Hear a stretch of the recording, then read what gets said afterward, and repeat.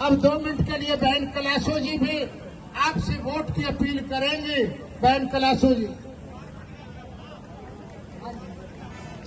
आदर और सम्मान के योग पूर्व मंत्री भाई बलबीर सिंह सैनी जी और पूर्व मंत्री नरेंद्र शर्मा जी, मनदीप चड्ढा जी, बहुत ही सीनियर कांग्रेस के लीडर, हरप्रीत चीमा जी, समस्त सम्मानित मंच, दोनों पार्टियों के वरिष्ठ कार्यकर्ता, पदाधिकारी और नेताओं और इस जनसमुद्र में उपस्थित मेरे अजीज किसान, दुकानदार, गरीब मजदूर साथियों, माताओं, बहनों और पत्रकार बंधुओं, आज आप सबको इस बात का बखूबी इल्म है कि कुरुक्षेत्र का ये चुनाव अपनी निर्णायक दौर में प्रवेश कर गया है और कुरुक्षेत्र की इस पवित्र धरा का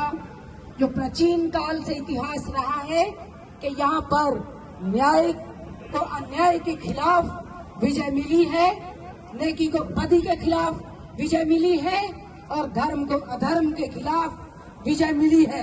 और आज भी एक तरफ तानाशाही ताकते हैं और एक तरफ उदारवादी ताकते हैं।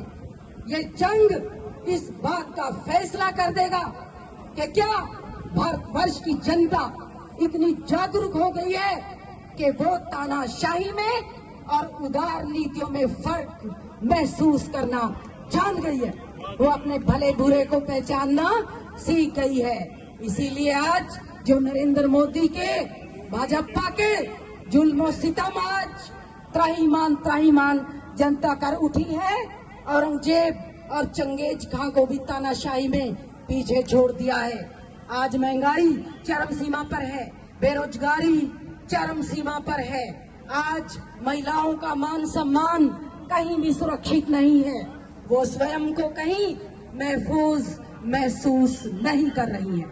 जिन्होंने दावे किए थे कि काला धन वापस लाएंगे, आज उन्होंने अपने लोगों का जीएसटी नोटबंदी के माध्यम से काला धन सफेद कर दिया है।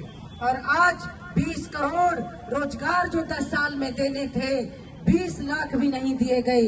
15-15 लाख खाते में आने के बजाय आपके 15 रुपए भी किसी के अकाउंट में नहीं आए हैं। सरासर आपसे किए वायदे तोड़कर उल्टा ईडी, सीबीआई, देश की संवैधानिक संस्थाओं का दुरुपयोग अपने राजनीतिक विरोधियों को पीड़ित करने में किया जा रहा है, जिसका ताजा तरीन उदाहरण श्री अरविंद केजरीवाल हैं।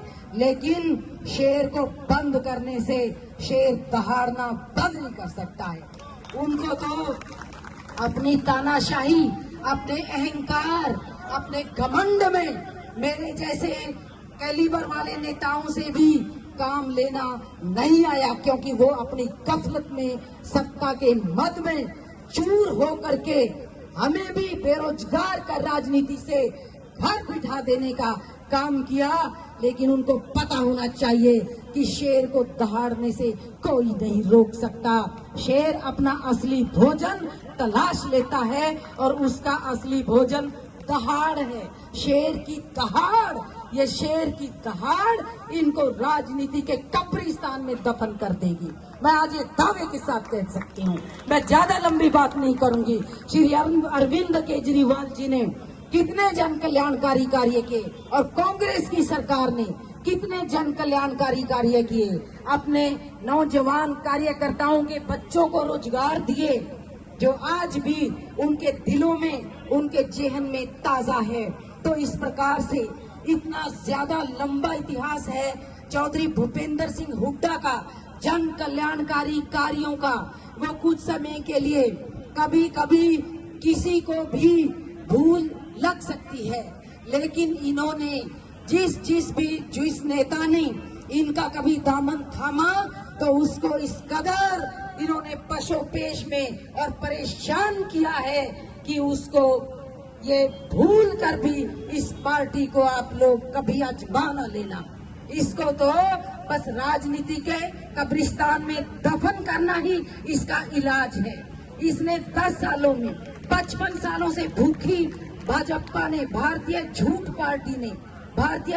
पार्टी ने टिड्डी दल की तरह हमारे हरे भरे देश को चाट करके मरुस्थल में तब्दील करने का काम किया है। ये भूखे थे एक तरह से, इनको सत्ता की और पैसे की बहुत भूख थी। इनकी भूख वोट की चोट से निकालनी है और आने वाली 25 तारीख को आपको सुशील गुप्ता जी को भाई रिकॉर्ड तोड़ देना है ताकि जमानतें जब्त हो जाए। इनके तो कैंडिडेट भी बलबीर सैनी जी हवाई है। जैसे आपने एक फिल्म में गाना ताजा आया है फाइटर फिल्म का, मेरी हीर आसमानी, आपका कैंडिडेट आसमानी दे दिया। तो आप कहो उनको कि हीर आसमानी चल सकती है पर कैंडिडेट धरती का पुत्र चलेगा, धरती पुत्र चलेगा और किसी को हम दफन कर देंगे यहाँ से। धन्यवाद। जैन कलाशो जी धन्यवाद।